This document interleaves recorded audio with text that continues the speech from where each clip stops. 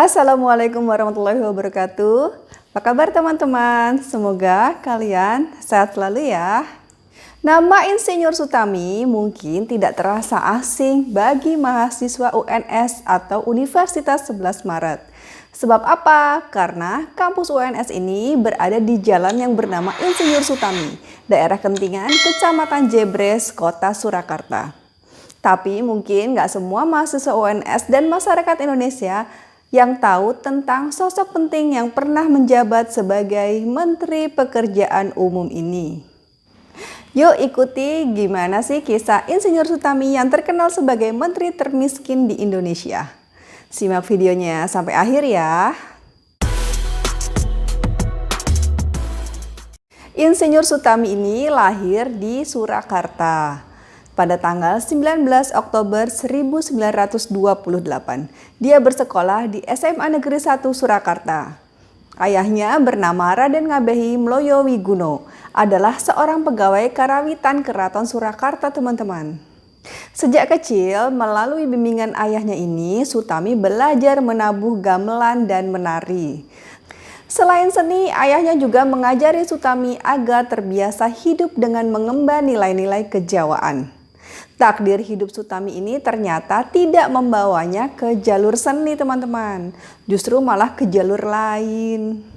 Begitu Sutami mengenal pelajaran hitung-menghitung, akhirnya Sutami ini malah lupa kepada hobi lamanya itu. Ia lebih suka pelajaran matematika, contohnya aljabar, dan mulai terobsesi mengejar cita-cita untuk menjadi insinyur, teman-teman. Di tahun 1950, Sutami pun resmi menjadi mahasiswa di Sekolah Tinggi Teknik Bandung yang sekarang namanya ITB.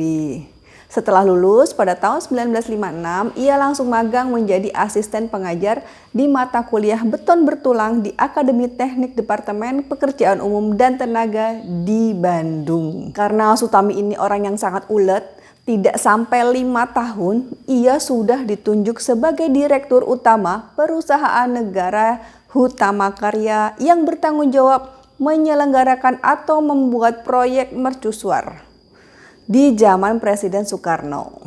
Menjelang Pesta Olahraga Asian Games keempat pada tahun 1962 di Jakarta, Sutami ini diberi tugas memperkuat sejumlah bangunan di Senayan, teman-teman, termasuk Stadion Utama Senayan. Dari sanalah Sutami menemukan sebuah teori perhitungan beton yang lebih baik, bernama teori Ultimate Strength Design. Teori ini kembali digunakan olehnya untuk membangun gedung Konevo atau Conference of the New Emerging Forces pada tahun 65. Saat ini bangunan tersebut digunakan sebagai gedung MPR DPR. Tahu kan gedung MPR DPR? Gedung itu merupakan hasil rancangan arsitek lulusan Berlin yang bernama Suyudi Wiroatmojo dan salah satu stafnya yaitu Insinyur Nur Ponco. Pada saat membangun gedung Konevo ini, teman-teman ya, bangunannya harus bisa menandingi gedung PBB di New York.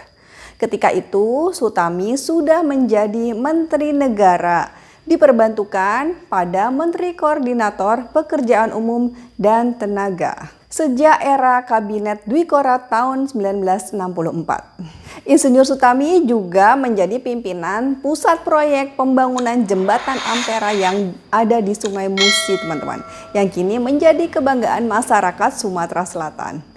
Siapa yang sudah pernah ke sana, teman-teman? Boleh komen di bawah ya.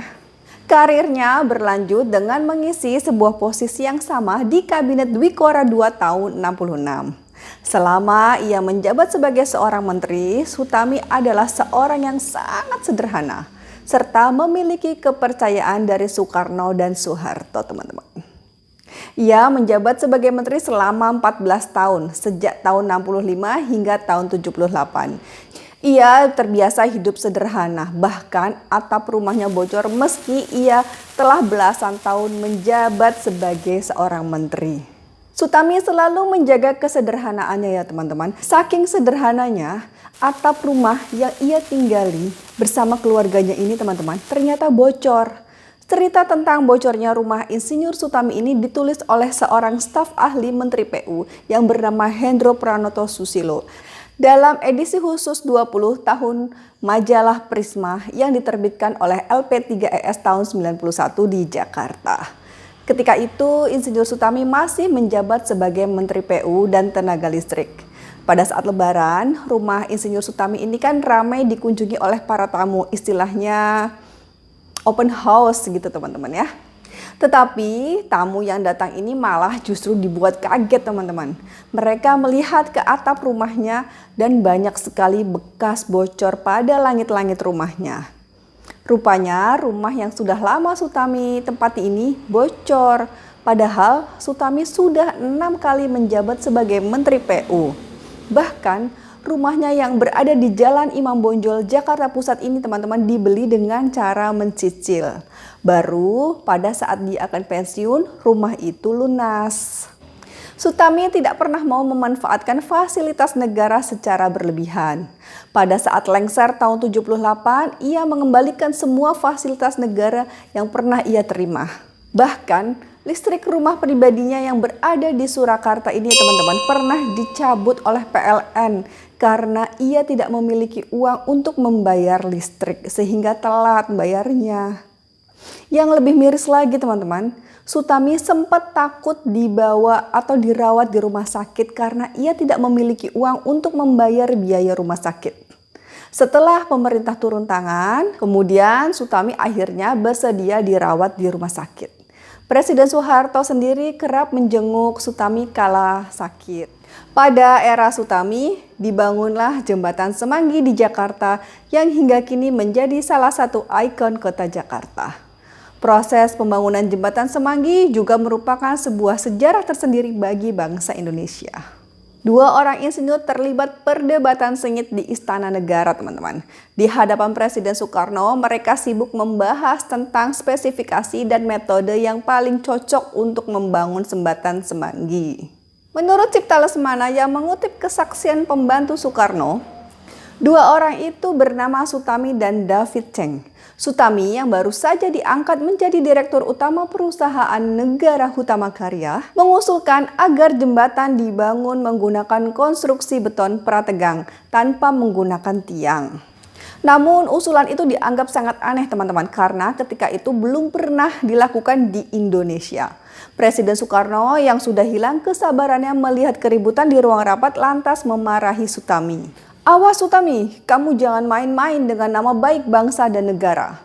Kalau kau berpetualang, engkau akan digantung, ucapnya lantang. Presiden Soekarno memang tengah menaruh harapan besar pada proyek mercusuar seperti halnya Jembatan Semanggi ini teman-teman.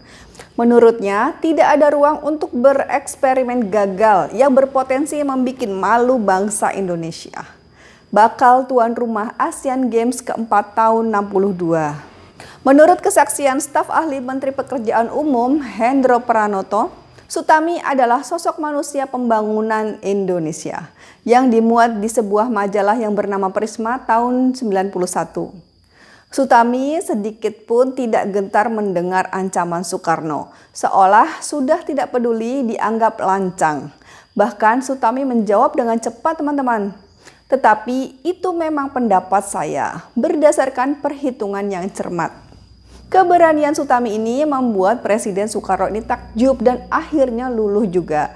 Ia kemudian mengizinkan Sutami memulai serangkaian penyelenggaraan proyek mercusuar yang menggunakan caranya sendiri teman-teman.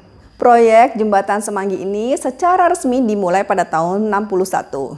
Tidak sedikit orang yang awalnya ikut menyanggah berbalik memuji kepeloporan Sutami ini di bidang konstruksi Jembatan Semanggi.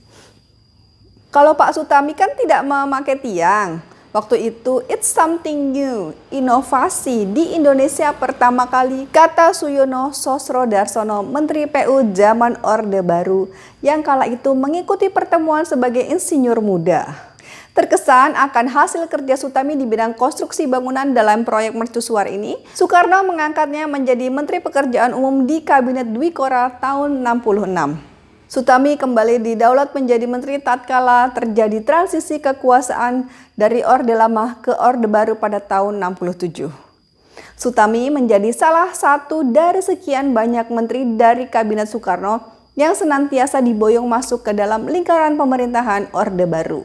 Karena apa? Karena ia tidak berafiliasi dengan kubu politik manapun. Hal ini memang sesuai dengan pandangan hidupnya yang menganggap insinyur itu harus punya sikap netral dan objektif ya teman-teman. Barangkali kedekatan Sutami dengan kebudayaan Jawa yang membuatnya cocok dengan Soeharto. Sutami tidak membutuhkan waktu lama untuk menerjemahkan visi pembangunan Orde Baru ke dalam serangkaian proyek. Sepanjang masa jabatannya sebagai Menteri PU di Kabinet Pembangunan, Sutami banyak mempelopori pembangunan waduk besar, pembuatan saluran irigasi tersier, dan pusat-pusat tenaga listrik. Menurut Sutami, sebagaimana dipaparkan oleh Adi Condro, Pulau Jawa ini telah menanggung beban yang sangat berat, sehingga sangat rawan terjadi bencana ekologis. Oleh karena itu, Jawa harus diselamatkan dengan jalan membangun lebih banyak waduk dan memindahkan sebagian penduduknya ke tempat pulau lain melalui program transmigrasi. Proyek untuk rakyat Hendro Pranoto dalam tulisannya di majalah Prisma sempat menyinggung kegemaran Sutami hidup dalam kesederhanaan teman-teman. Ia seringkali kedapatan menolak fasilitas-fasilitas menteri dan tidak suka merepotkan siapapun. Tidak heran ya jika pada akhirnya ada yang menjulikinya dengan sebutan menteri termiskin. Sutami kerap berkeliling ke pelosok daerah untuk melihat lokasi tujuan transmigrasi yang bermasalah.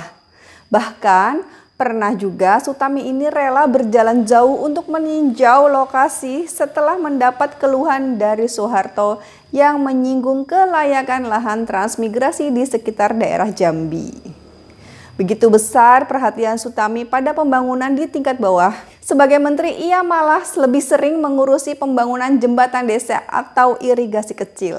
Baginya, pembangunan sepatutnya langsung bermanfaat bagi rakyat kecil, ketimbang pembangunan-pembangunan raksasa yang menunjang ke arah perluasan industri. Gunung berapi, irigasi, dan jembatan adalah pacar-pacar saya, ucap Sutami kala itu.